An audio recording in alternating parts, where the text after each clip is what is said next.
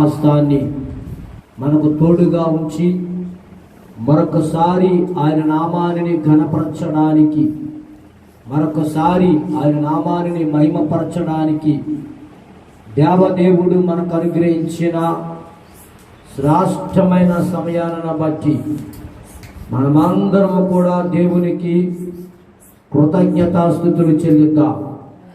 హల్లెలూయా హల్లెలూయా హల్లెలూయా హల్లెలూయా హల్లెలూయా హల్లెలూయా హల్లెలూయా హల్లెలూయా హల్లెలూయా హల్లెలూయా హల్లెలూయా హల్లెలూయా హల్లెలూయా హల్లెలూయా హల్లెలూయా హల్లెలూయా హల్లెలూయా హల్లెలూయా హల్లెలూయా.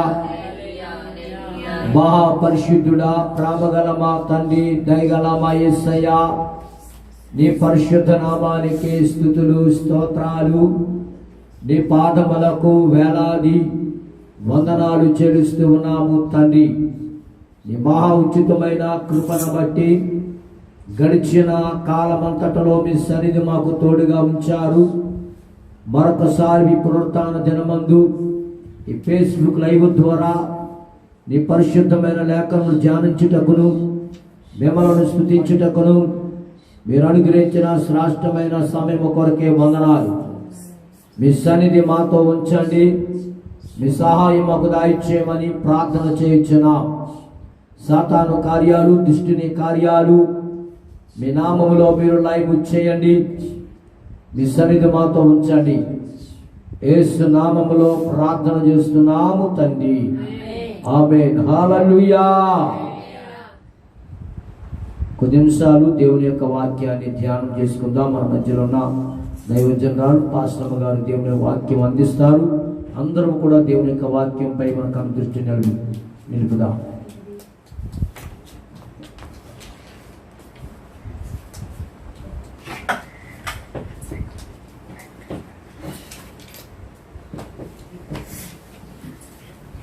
హల్లెలూయా. దేవుని నామానికి మహిమ కలుగును గాక.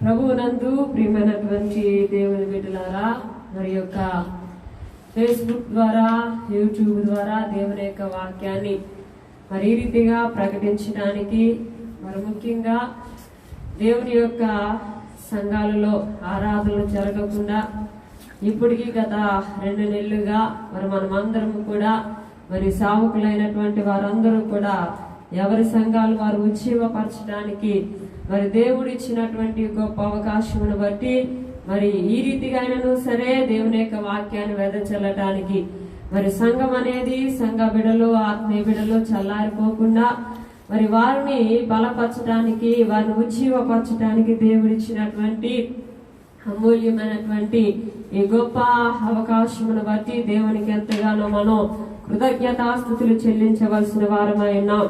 ప్రభువునందు ప్రియమైనటువంటి దేవుని బిడ్డలారా, వారి యొక్క 5వ నెల ఆఖరి పునరుద్ధాన దినాన దేవుని యొక్క వాక్యమును నేర్చుకోవటానికి, దేవుని యొక్క వాక్యమును విని మరింత బలం పొందుకోవటానికి, మరి లోకములో పరిస్థితులను మనం గమనిస్తున్నప్పుడు ఏ మూల చూచినా సరే ఏ విధమైనటువంటి నెమ్మది, మరి ప్రశాంతత లేకుండా, మరి మానవుడు ఏ సమయంలో, ఏ క్షణము, ఏ దినం ఏమి జరగబోతుందో కూడా తెలియలేనటువంటి అయోమయ పరిస్థితుల్లో మరి మానవుడి యొక్క జీవన గమనాన్ని కొనసాగిస్తూ ఉన్నాం. ప్రభువునందు ప్రియమైనటువంటి దేవుని బిడ్డలారా, దేవుని యొక్క వాక్యం సెలవిస్తుంది, మరి దేవుడు యెహోవా దేవుడిగా గల జనులు ధన్యులు, మనం ఎంతైనను ధన్యులమని మరి దేవుని పేరట మరి ఎంతో మరి బలంగా చెప్తూ ఉన్నాను. మరి ఎందుకంటే ఈ భయంకరమైనటువంటి పరిస్థితుల్లో మరి ఇది నాన్న మనం చూస్తున్నట్లయితే ఈ భయంకరమైనటువంటి వైరస్ ద్వారా ఎంతో మంది ప్రాణాలు కోల్పోతున్నారు. ఎంతో మంది కుటుంబాలను విడిచిపెట్టి మరి అనేకమైనటువంటి ఆ స్థలాల్లో ఏమండి ఆ యొక్క వ్యాధి సోకిన వారి భయంకరమైనటువంటి పరిస్థితుల మధ్యలో వారు ఉంటున్నప్పటికీ కూడా మరి వారందరికంటే మనం గొప్పవారం అని కాదు గాని దేవుని యొక్క దయ, దేవుని యొక్క కనికరం, దేవుని యొక్క కృప నిత్యము కూడా మన మీద ఆయన వెదజల్లుతూ ఆయన కృపా క్షేమాల కింద మరి దేవుడు మనల్ని భద్రపరిచి ఈ రీతిగా శ్రేష్టమైనటువంటి విలువైనటువంటి ఏమండి మరి దేవుడిగా పిలువబడినటువంటి వారు అనేక మంది ఉన్నారు. కానీ అటువంటి ఏమండి మరి నిజమైనటువంటి దేవుని మనం ఆరాధించడానికి దేవుడు మనకి ఇచ్చినటువంటి ఈ గొప్ప ధన్యతను బట్టి ఆయన మనం స్తుతించవలసిన వారమై ఉన్నాం. మరి ఈ సమయంలో దేవుని యొక్క వాక్యాన్ని మనం విన్నాం. మరి దేవుని యొక్క వాక్యాన్ని వినే ముందు అందరం కూడా ప్రార్థనా పూర్వకంగా దేవుని యొక్క వాక్యాన్ని వినటానికి మనం సిద్ధపడదాం. స్తోత్రం దేవా, స్తోత్రం పరిశుద్ధురాని పాదములకు వేలాది వేల వందనాలు, స్తుతులు, స్తోత్రాలు చెల్లించుకుంటున్నాం. ఈ యొక్క మరి నిపుణుల దినాన ప్రభా సంఘముగా సమాజముగా కూడుకుని ఆరాధించలేనటువంటి పరిస్థితులు అయినప్పటికీ కూడా ప్రభా మరి సంఘములు ఉన్నటువంటి ఆత్మీయ బిడ్డలను ఆయన చల్లారిపోకుండా ఈ రకంగా బిడ్డలను ఉజ్జీవపరచడానికి నాయన విశ్వాసముల వారిని పెంచడానికి దేవా మీకు స్తోత్రం. మీరు ఇచ్చినటువంటి అద్భుతమైనటువంటి అవకాశమును బట్టి మీకు స్తోత్రాలు. మరి ఫేస్బుక్ ద్వారా యూట్యూబ్ ద్వారా ఎంతమందిని వాక్యాలు వినడానికి సిద్ధపడి ప్రభా మీకు స్తోత్రాలు ఉంటున్నారు. వారందరినీ కూడా మీ యొక్క చేతులకు అప్పగిస్తున్నాను. నన్ను మీ ఆత్మతో మీరు అభిషేకించి ప్రభా అనేకులకు నా తండ్రి మీకు స్తోత్రం ప్రయోజనకరమైనటువంటి మాటలు అనేకులను విశ్వాసంలో స్థిరపరచబడినటువంటి నాయన ఓ దేవ మాటలను నా తండ్రి మీకు స్తోత్రం మీరు వినిపించి మీరే సమస్త ఘనత మహిమ ప్రభావములు పొందమని యేసు నామములో అడుగుచున్నాము తండ్రి, ఆమేన్.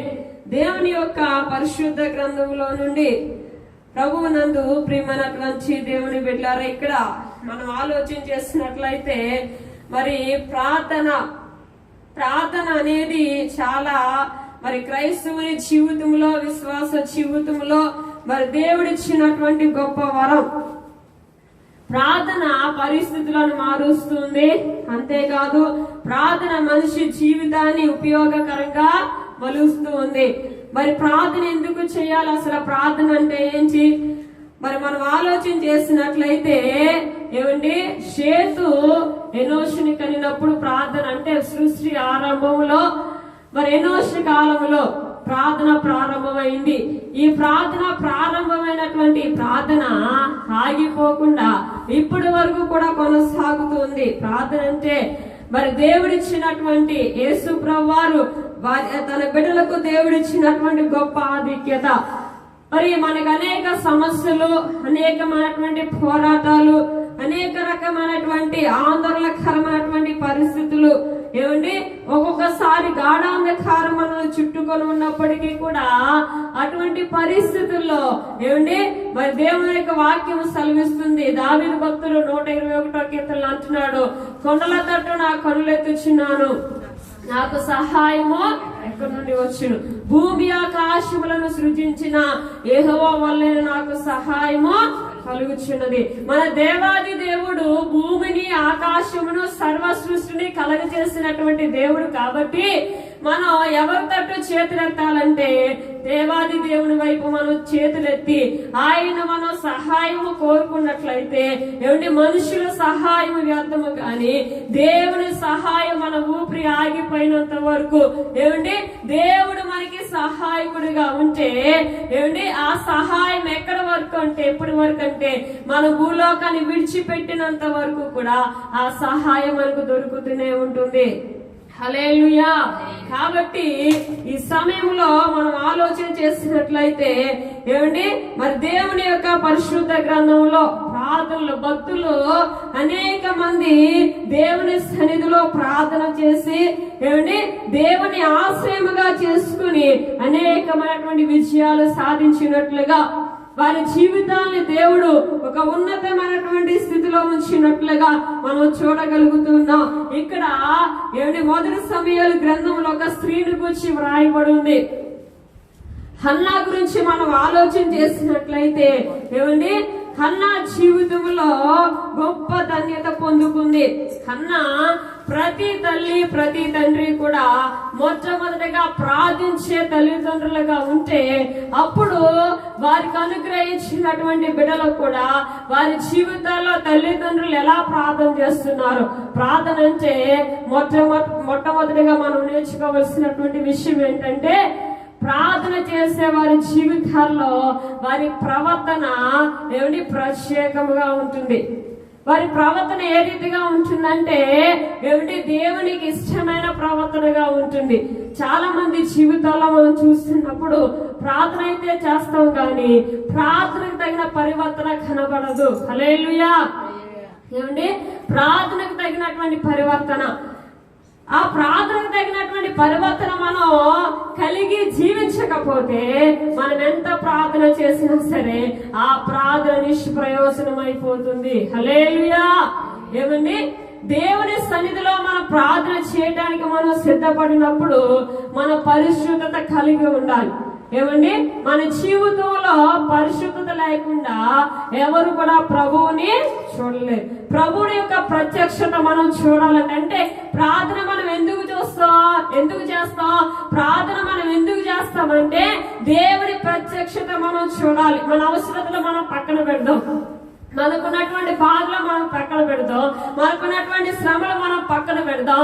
వీటన్నిటి విషయము కాదు కానీ మొట్టమొదటిగా మనం దేని కొరకు దేవుని సన్నిధిలో ప్రార్థన చేయాలంటే దేవుని యొక్క ప్రత్యక్షత నేను చూడాలి. ఎందుకంటే ఆ ప్రత్యక్షతలో నుండి అనేకమైనటువంటి ఆశీర్వాదాలు అనేకమైనటువంటి మనకున్నటువంటి ప్రతి బాధలో నుండి మనం విముక్తి పొందడానికి ఈ ప్రత్యక్షత మనకి సహాయం చేస్తూ ఉంది. హల్లెలూయా. కాబట్టి ఇక్కడ హన్నా చాలా చక్కగా ప్రార్థన చేస్తుంది. హన్నా జీవితంలో ఏది కూడా భూ సంబంధంగా ఏది కూడా కొదువలేదు. మనకందరికి తెలిసినటువంటి చరిత్ర. అయితే అప్పటికి ఇశ్రాయేలు ప్రజలకి సరైనటువంటి ప్రవక్త సమూయేలుకి ముందు ప్రవక్తలు ఎవరు కూడా లేరు. ప్రవక్తల కాలంలో వారు చేసేటటువంటి పని, ప్రవక్త అంటే దేవునికి దేవుని ప్రజలకి మధ్యవర్తి. ప్రతిది కూడా మన పాత నిబంధన కాలంలో మనం చూస్తున్నట్లయితే ప్రవక్తలను దేవుడు ఎన్నుకొని తన ప్రజల క్షేమము కొరకు మంచి వర్తమానమే గాని కీడుకు సంబంధించిన వర్తమానమే గాని ఆ ప్రవక్తల ద్వారా దేవుడు తన ప్రజలకి అందించేవాడు. అయితే ఇక్కడ మనం గమనించినట్లయితే ఇక్కడ సమూయేలు ప్రవక్త ఆ రాకముందు ప్రవక్తలు అనేవారు లేరు. దేవుడు చూశాడు. దేవుడంట తన ప్రజల బాధ నిశ్చయముగా చూసేటటువంటి దేవుడు. హల్లెలూయా. నిర్గమకాండంలో మనం చూసినట్లయితే తన ప్రజల బాధను పరలోకములో నుండి ఆయనే నేరుగా చూచి మోషేని తన ప్రజలకు రాయబారిగా పంపించాడు. ఇక్కడ కూడా మనం ఆలోచన చేసినట్లయితే ప్రవక్తలు లేరు. ఆ సమయంలో హన్నా జీవితంలో సంతాన ప్రాప్తి లేదు. అన్నాకేం కొదువుగా ఉందండి? ఇది ఒకటే కొదువుగా ఉంది. తన భర్త వల్ల ఏ రకమైనటువంటి బాధ లేదు. తన భార్య కంటే హన్నాకి బిడ్డలు లేరే అని ఆమె ఏ రకంగా కూడా ఆమెను శ్రమ పెట్టడం లేదు. కానీ మరి దేవుని యొక్క పరిశుద్ధ గ్రంథంలో మనం చూసినట్లయితే మరి పెనిన్నాకి 2 భార్యలు అయినా సరే మరి ముందున్న భార్య కంటే హన్నాని చాలా ప్రియంగా చాలా ప్రేమగా చూసుకుంటున్నాడు. అనేక మంది బిడ్డల కంటే నేను విశేషమైన వారిని కానని చెప్పేసి ఒక ఓదార్పు అనేది పెనిన్నా మరి హన్నాతో మాట్లాడుతున్నాడు. కానీ మనుషులు మనకున్నటువంటి బాధలో నుండి మనం విడుదల పొందాలంటే మనుషులు ఎన్ని మాటలు మనకి చెప్పినా సరే ఆ వేదన మనలో నుండి పోదు. గాని మనకి వేదన పోవాలంటే, బాధ పోవాలంటే ఆ పరిస్థితిలో నుండి మనకి ప్రశాంతత రావాలంటే ప్రభు అయినటువంటి యేసుక్రీస్తు వారు ఆయన ఒక్క మాట మాట్లాడితే చాలు మన జీవితంలో మనకి క్షేమము కలుగుతుంది. హల్లెలూయా. మనం కన్నీరు కారుస్తున్నప్పుడు, మనం దుఃఖముతో ఉన్నప్పుడు, మన వేదనతో ఉన్నప్పుడు, శ్రమల గుండా మనం ప్రయాణం చేసినప్పుడు ఒక్కొక్కసారి అలల వలె సమస్యలు మనకి కెరటాల వలె మన మీదకి వచ్చి మనల్ని తాకుతూ ఉన్నప్పుడు ప్రభు అయినటువంటి యేసుక్రీస్తు దేవాది దేవుడు ఒక్క మాట మాట్లాడితే మన జీవితంలో ఏమండి గొప్ప మేలు మనం అనుభవించగలుగుతాం. ఇక్కడ మనం చూసినట్లయితే హన్నా ప్రార్థన గురించి మనం మాట్లాడుతున్నాం. ప్రియమైనటువంటి దేవుని బిడ్డ, ఇక్కడ ప్రతి సంవత్సరము కూడా ఏమండి ఏ మందిరంలోనికైతే వాళ్ళు వెళ్తూ ఉన్నారో ఆ మందిరంలోనికి వెళ్ళి హన్నా ఇక్కడ ప్రార్థన చేస్తుందండి. ప్రార్థన చాలా మంది ఏమనుకుంటారంటే మాకు ప్రార్థన చేయటం వచ్చు.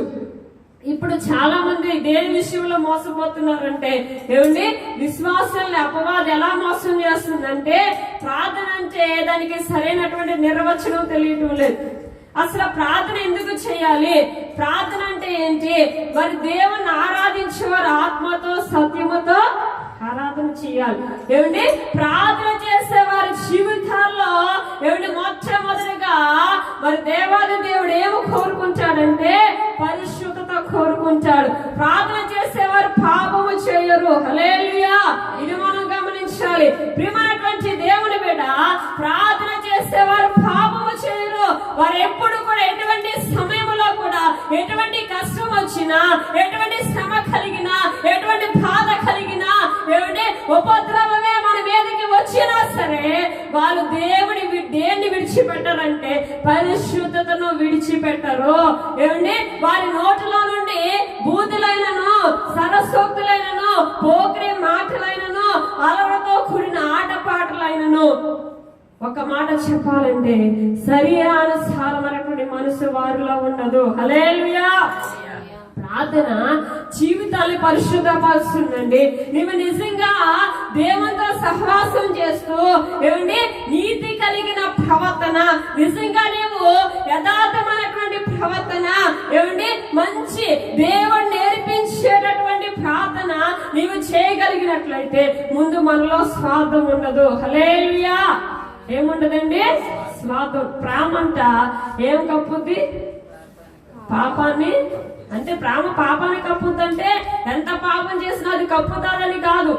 ఏమండి ప్రేమ కలిగి ఉండటానికి ఏమండి మనం ప్రార్థన చేసేటప్పుడు ఈ ప్రేమ ఏం చేస్తుందంటే ఎదుటి మనిషి మనల్ని ఎంత బాధ పెట్టినా అదండి పాపాన్ని కప్పదు, అన్నిటినీ కప్పుద్దంటే అది మనం అర్థం చేసుకోవాల్సినటువంటి విషయం ఏంటంటే అక్కడ ప్రార్థన చేసేవారు ఒకవేళ ఎదుట వ్యక్తి ఏమండి పాపం చేసినా ఆ వ్యక్తిని ఎంత బాధ పెట్టినా సరే ఏమండి వీరిలో ఏముందంటే ప్రార్థన దేవుని యొక్క శక్తి వీరిలో ఉంది కాబట్టి వారి కొరకు వారిని సహిస్తూ వారి కొరకు ఏం చేస్తారంటే ప్రార్థన చేస్తారు. హల్లెలూయా. ప్రార్థన చేసే వాళ్ళు పాపం ప్రేమ డంబంగా అది వేరు. ప్రార్థన ఏమండి కొన్ని ఫలాలు కలిగి ఉంటుంది. ప్రార్థన చేసే వారి జీవితాల్లో కొన్ని ఫలాలు ఉంటాయండి. ఆ ఫలాలు ఏంటంటే ఆత్మానుసారమైనటువంటి ఫలాలు. ఆత్మానుసారమైనటువంటి ఫలాలు. ఇక్కడ హన్నా ఏమండి ప్రార్థన చేస్తుంది. ఎలా ప్రార్థన చేస్తుందంటే ఏమండి మరి ఏటేటా ఏ మందిరానికి అయితే వెళ్తుందో అదే మందిరంలోనికి వెళ్ళి హన్నా ప్రార్థన చేస్తుంది. ఇక్కడ మనం గమనించినట్లయితే మొదటి సమూయేలు గ్రంథం ఏమంటే 9వ వచనంలో చాలా చక్కగా కనబడుతుంది. వారు షిలోహులో అన్నపానములు పుచ్చుకున్న తర్వాత హన్నా లేచి యాజకుడైన ఏలీ మందిర స్తంభము దగ్గరనున్న ఆసనం మీద కూర్చొని ఉండగా ఏమండి హన్నా దేవుడి మందిరంలోనికి వెళ్ళింది. అక్కడ యాజకుడైనటువంటి ఏలీ అంట మందిర స్తంభం దగ్గర నిలుచున్నాడంట. అంటే యాజకుడు దేనికి సాదృశ్యం? దేవునికి సాదృశ్యం. కాబట్టి హన్నా ప్రార్థన చేసేటప్పుడు దేవుడి మందిరంలోనికి వెళ్ళేటప్పుడు మొట్టమొదటిగా దేవుడు ఏం చేశాడంటే అక్కడ తన యాజకుడిని తన మందిర స్తంభం దగ్గర నిలవబెట్టాడు. అంటే హన్నా చేసిన ప్రార్థన ఏమిటి దేవుడు తప్పనిసరిగా వినటానికి ఏమిటి యాజకుడిని అక్కడ ఒక పాత్రగా నిలవబెట్టాడు అనమాట. ఇక్కడ హన్నా వెళ్ళింది ప్రార్థన చేస్తుందండి. ఏమిటి అంటే మనం చేసే ప్రార్థన దేవుని ప్రత్యక్షత. నేను ముందు చెప్పాను దేవుని ప్రత్యక్షత మనం చూడాలి. ముందు మనం ప్రార్థన చేసేటప్పుడు ఏమిటి మన అవసరతల కొరకు కాదు, మనకున్నటువంటి సమస్యల కొరకు కాదు, ఏమిటి మనకి అనేకమైనటువంటి సమస్యలు ఉంటాయి వాటన్నిటిని కాదు, కానీ ముందు దేవుని ప్రత్యక్షత మనకి కావాలంటే మనం మనం చేయవలసిన పని దేవునికి స్తుతి మనం చెల్లించాలి. హల్లెలూయా. ఏమండి, ముందు స్తుతులు అనేటువంటి ధూపాన్ని మనం ఆయనకి అర్పించాలి. ఏమండి, మరి ఇశ్రాయేలు చేసిన స్తుతుల మీద ఆయన ఆశీనుడిగా ఉంటాడంట. ముందు మనం స్తుతులనే సింహాసనాన్ని మనం ఆయనకి వేయాలి. హల్లెలూయా. ఆ సింహాసనాన్ని మనం వేసి మనం ప్రార్థన ప్రారంభించినప్పుడు ఏమండి, మనం ఊహించలేనటువంటి కార్యాలు. ఇక్కడ హన్నా కూడా ఏమండి, మరి హన్నా దేవుని సన్నిధిలోనికి వెళ్ళి ఇక్కడ ప్రార్థన చేసింది. ఎలా ప్రార్థన చేసిందంటే, బహు దుఃఖాక్రాంతురాలై వచ్చి యెహోవా సన్నిధిని ప్రార్థన చేయుచు బహుగా ఏడ్చుచు, సైన్యములకు అధిపతివగు యెహోవా, నీ సేవకురాలైన నాకు కలిగి ఉన్న శ్రమను చూచి నీ సేవకురాలైన నన్ను మరొక జ్ఞాపకము చేసుకుని నీ సేవకురాలైన నాకు మగ పిల్లను దయచేసిన ఎడలా. హల్లెలూయా. దేవుని సన్నిధిలోనికి వెళ్ళి ఎలా ప్రార్థన చేస్తుందండి? బహు దుఃఖముతో ప్రార్థన చేస్తున్నాను. కొంతమంది పనికిరాని విషయాల్లో ఏడుస్తారు. ఏమండి, పనికిరాని విషయాల్లో ఏడుస్తారు. పనికిరాని విషయాల్లో ఏడవటం వల్ల మనకి ఏమండి, ఈ లోక పరంగా ఒకవేళ మనం ఘనత తెచ్చుకోవచ్చేమో గాని దేవుని దగ్గర నుండి మనకి ఘనత రావాలి అంటే మనం దేవుని సన్నిధిలో మనం ఏడవాలి. హల్లెలూయా. దుఃఖం వేరు, బహు దుఃఖం వేరు. ఈమెలో ఏమి కనబడుతుందంటే దుఃఖము ఉంది, బహు దుఃఖము ఉంది. బహు దుఃఖముతో దుఃఖాక్రాంతురాలై ఏమండి వచ్చి దేవుని సన్నిధిలో ప్రార్థన చేస్తుంది. కన్నీటి ప్రార్థన దేవుని సన్నిధికి త్వరగా చేరుతుంది. హల్లెలూయా.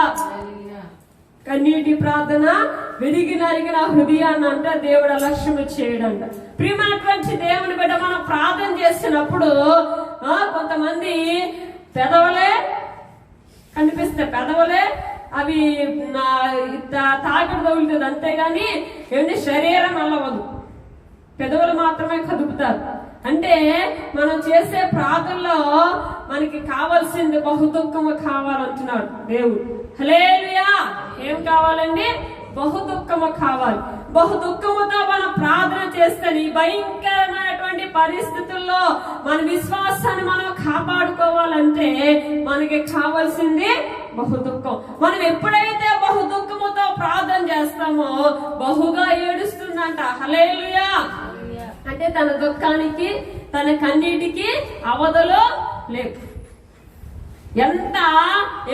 ఎంతమంది ఒక్కొక్కసారి మనకి ఏదైనా భరించలేని బాధ మనకి కలిగినప్పుడు ఎంతమంది వచ్చి మనల్ని ఓదార్చినా మనకి ఓదార్పు రాదు. ఒక్కొక్కసారి మనకి తెలియకుండా ఆ యొక్క దుఃఖం వల్ల కన్నీరు కారిపోతూ ఉంటారు. ఈ కన్నీరుని ఎవరు ఆపగలరు? ఈ దుఃఖాన్ని ఎవరు ఆపగలరు? ఈ దుఃఖం నుండి మనకి విడుదల కావాలంటే దేవాది దేవుని సన్నిధిలోనికి వచ్చి ప్రార్థన చేయాలి. హల్లెలూయా. ప్రార్థన చేసే వారిలో మత్సరం ఉండదు. ప్రార్థన చేసే వారిలో స్వార్థం ఉండదు. ప్రార్థన చేసే వారిలో కల్మషం ఉండదు. హల్లెలూయా. ఏమండి, నిజాయితీ దేవుడు మెచ్చుకునే ప్రార్థన చేసే వారి జీవితాలు లోకానికి విభిన్నంగా ఉంటాయి. ఒక్కొక్కసారి లోకములో సమాజంలో ఉన్న వారి వల్ల అనేకమైనటువంటి సమస్యలు ఎదుర్కోవచ్చు. కానీ దానియేలు ఎలా భయపడకుండా ఎదుర్కొన్నాడో అటువంటి ధైర్యాన్ని ప్రార్థన ద్వారా దేవుడు మనకి అనుగ్రహిస్తాడు. హల్లెలూయా. దుఃఖముతో ప్రార్థన చేస్తుంది, దేవుని సన్నిధిలోనికి వెళ్లి ప్రార్థన చేస్తుంది, బహుగా ఏడుస్తుందంట. హల్లెలూయా. ఇక్కడ అంటుంది చాలా దేవుని సన్నిధిలో తగ్గించుకుంటుందని. ప్రార్థన చేసే వారి జీవితాల్లో ఏముంటదంటే తగ్గింపు ఉంటుంది. హల్లెలూయా. వినయం ఉంటది, విధేయత ఉంటది. ఒక ఆశీర్వాదం దేవుడు మనకి ఇచ్చాడు అంటే ఆ ఆశీర్వాదాన్ని చూచి వారు గర్వపడరు. హల్లెలూయా. గర్వపడరు. గర్వము పతనానికి తీసుకువెళ్తుంది, అహంకారం పతనానికి తీసుకువెళ్తుంది. ప్రార్థన చేసే వారిలో ఈ రకమైనటువంటి మనస్సు ఉండదు. హల్లెలూయా. ఇక్కడ అంటుంది హన్నా దేవుని చాలా మరి చక్కగా తన నామాన్ని ఉచ్చరిస్తుంది, తన ఔన్నత్యాన్ని కనపరుస్తుంది. అక్కడ సైన్యములకు అధిపతి వగు యెహోవా. ఎవరండి మన దేవుడు? సైన్యములకు అధిపతి యొక్క దేవుడు. అంటే ఏమండి, ఎంతమంది విరోధులు మన ముందు ఉన్నా, ఎంతమంది విరోధులు మన ప్రక్కన ఉన్నా, ఎంతమంది విరోధులు ఏమండి మన వెనకాతలు ఉన్నా, మనం తరిమినా సరే భయపడకుండా దేవుడు మనకున్నాడనే ధైర్యాన్ని మనం కలిగి ఉండాలి. హల్లెలూయా. సైన్యములకు అధిపతి వగు యెహోవా. యెహోవా అంటే ఉన్నవాడు అనువాడు. ఎప్పుడు కూడా ఆయన మనతో ఉంటాడు. ఎప్పుడు మన జీవితాల్లో తన కార్యాలు బలముగా జరిగిస్తున్నాడు. ఆయన బలశౌర్యములు కలిగినటువంటి దేవుడు, యుద్ధశూరుడైనటువంటి దేవుడు. మనం చేసే ప్రార్థనలో ఆయనకి ఏమి కనబడాలంటే దుఃఖము కనబడాలి, బహు దుఃఖము కనబడాలి. ఏడుస్తూ దేవుని సన్నిధిలో ప్రార్థన చేయాలి. ప్రియమైనటువంటి దేవుని బిడ్డ, లోకములో ఉన్న వారిని ఏమిటి, లోకం వైపు లోకములో తిరిగే వారిని దేవుడి పేరు చెప్పుకుని దేవుడు మోసము చేస్తూ దేవుడి జనాంగాన్ని మోసం చేసే వారిని ఎవరు కూడా పట్టించుకోరు. హల్లెలూయా. వారిని ఎవరు కూడా పట్టించుకోరు. వారిని చూసి లోకము కూడా సంతోషిస్తుంది. కానీ ఏమండి, ప్రార్థన చేసే వారిని బట్టి దేవుడు సంతోషిస్తాడు. ఈ ప్రార్థన ఎలా చేస్తుంది హన్నా, అలా మనం ప్రార్థన చేయాలి. ఇక్కడ అంటుంది 3 సార్లు ఇక్కడ నీ సేవకురాలనైనా నన్ను ఏమండి నాకు కలిగిన శ్రమను చూడమంటుంది. ఇక్కడ 3 సార్లు సేవకురాలు అనేటువంటి మాట కనబడుతుంది. అంటే సేవకురాలంటే దేవునికి సేవ చేసేటటువంటి వ్యక్తి. చాలా మంది విశ్వాస జీవితంలో ఏమండి దేవుని సన్నిధిలో దేవుని మందిరంలో పరిచర్య చేయడానికి ఇష్టపడరు. ఇక్కడ దేవుని సన్నిధిలో ఏమంటే దేవుని మందిరంలో మనం పరిచర్య చేస్తే దేవుని సన్నిధిలో మనం సేవకురాలు వలె సేవకుల వలె మనం ఉండాలి. హల్లెలూయా.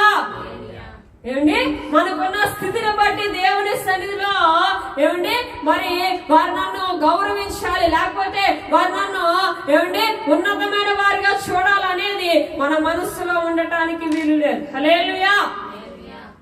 సేవకురాలైన నన్ను జ్ఞాపకం చేసుకోమంటుంది, నా శ్రమను చూడమంటుంది. ఇక్కడ చాలా ఏమండి ఒక పరిశుద్ధాత్మ జ్ఞానముతో ప్రార్థన చేస్తుంది. మగ పిల్లలు దయచేయమంటుంది. హల్లెలూయా. అంటే ఆడపిల్లలు దేవుని సేవకు పనికిరారా, లేకపోతే ఆడపిల్లలు దేవుని సన్నిధిలో ప్రార్థన చేయలేరా? కాదు. కానీ ఇక్కడ ఏమండి అక్కడ ప్రవక్త కావాలి, ప్రవక్త కావాలి. ఇశ్రాయేలు ప్రజలకు ప్రవక్త కావాలి. కాబట్టి చాలా విశేష జ్ఞానముతో ప్రార్థన చేస్తుంది. నాకు ఒక మగ పిల్లను దయచేస్తే వాడి మీదకి ఎన్నడూ కూడా క్షౌరపు కత్తి రానేనంటే ఎప్పుడు కూడా ఈ తలని ఆ వెంట్రుకలు నేను కట్ చేయను అంటుంది. హల్లెలూయా. ఏమండి, ఇటువంటి ప్రార్థన మన జీవితంలో మనం కలిగి ఉండాలి.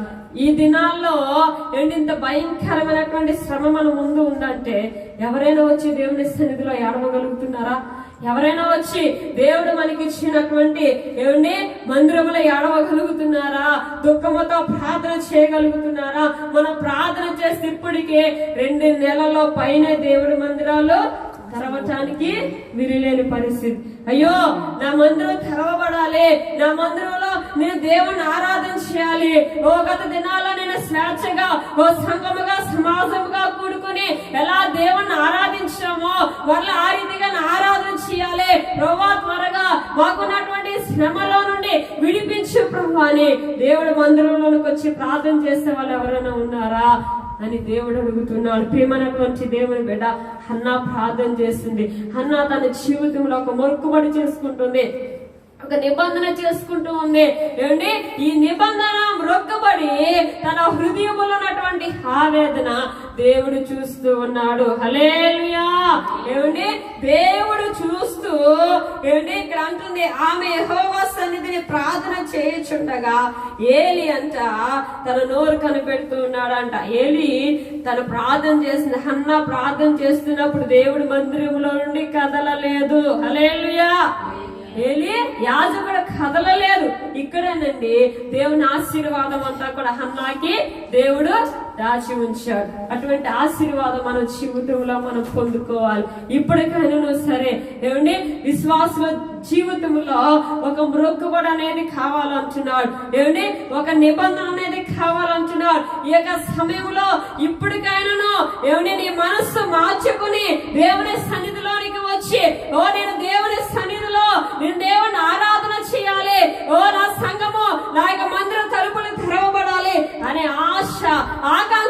ఒంటరిగా ఉంటే తప్పనిసరిగా దేవుడిని ప్రార్థన వింటాడు. మరి దేవుడు తన జీవితంలో, హన్నా జీవితంలో తన ప్రార్థన విన్నాడు. దేవుడు ఏదైతే మరి హన్నా దేవుని సన్నిధిలో అడిగిందో దాన్ని పొందుకుంది. అటువంటి కృప ఏమండి మనందరికీ కూడా దేవుడు అనుగ్రహించునుగాక.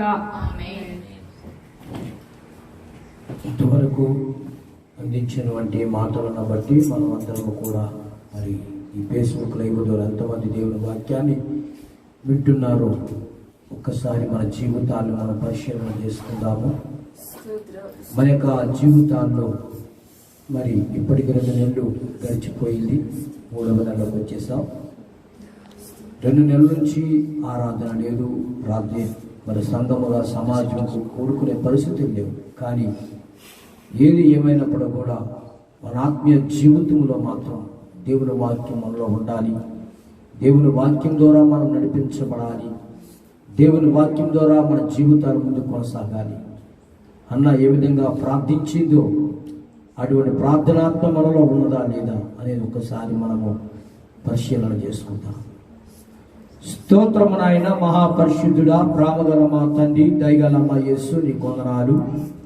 ఈ పునరుత్థాన దినమందు నేను స్తుతించడానికి మీ సన్నిధిలో ఇచ్చిన ఈ శ్రేష్టమైన సమయం కొరకు వందనాలు. 10 నిమిషాలు నాయన వాక్యం ద్వారా మాతో మాట్లాడారు. నీ మాటలు ప్రతి బిడ్డ హృదయంలో ఫలింపు చేసి నీరు కట్టండి. మా ఆత్మీయ బిడ్డలందరూ కూడా ఈ వాక్యం వింటున్నారు ప్రభువా. వింటున్న ప్రతి బిడ్డ జీవితము వెలిగించబడునుగా కని ప్రార్థన చేస్తున్నాము తండ్రి. అసమాధానముగా ఉన్నటువంటి బ్రతుకులకు సమాధానము కలుగునుగా కని ప్రార్థన చేస్తున్నాము. ఆత్మీయతలో ఎంతమంది దిగజారిపోతూ పడిపోతున్నారో వారు యేసు నామములో లేపబడి మరలా తిరిగి ప్రార్థనా జీవితాన్ని కలిగి ఉండడానికి సహాయం చేయండి ప్రభువా. నీకు స్తోత్రాలు. అందరిని కూడా దీవించండి, అందరిని కూడా ఆశీర్వదించండి. ఈ ఫేస్బుక్ లైవ్ ద్వారా దేవుని వాక్యం ఉంటున్న ప్రియ సహోదరి సహోదరులను, ఆత్మీయ బిడ్డలను అందరినీ కూడా ఈ కడపడి దినాలు ఉజ్జీవపరచమని ప్రార్థన చేస్తున్నారు. ఘనత, మహిమ, ప్రభావాలు మీరే పొందుకోండి. యేసు నామములో అడుగుచున్నాము తండ్రి, ఆమేన్, ఆమేన్. తండ్రి అయిన దేవుని ప్రేమ, కుమారుడైన యేసుక్రీస్తు కృప, పరిశుద్ధాత్మని కన్యల సావాసము, వాక్యం ఉన్నవంటి దేవుని బిడ్డలైన వంటి వారందరికీ ఈ ఫేస్బుక్ లైవ్ ద్వారా ఎంతమంది వాక్యం విన్నారో ప్రతి ఒక్క కుటుంబమునకు సదాకాలం తోడి నడిపించును గాక. ఆమేన్.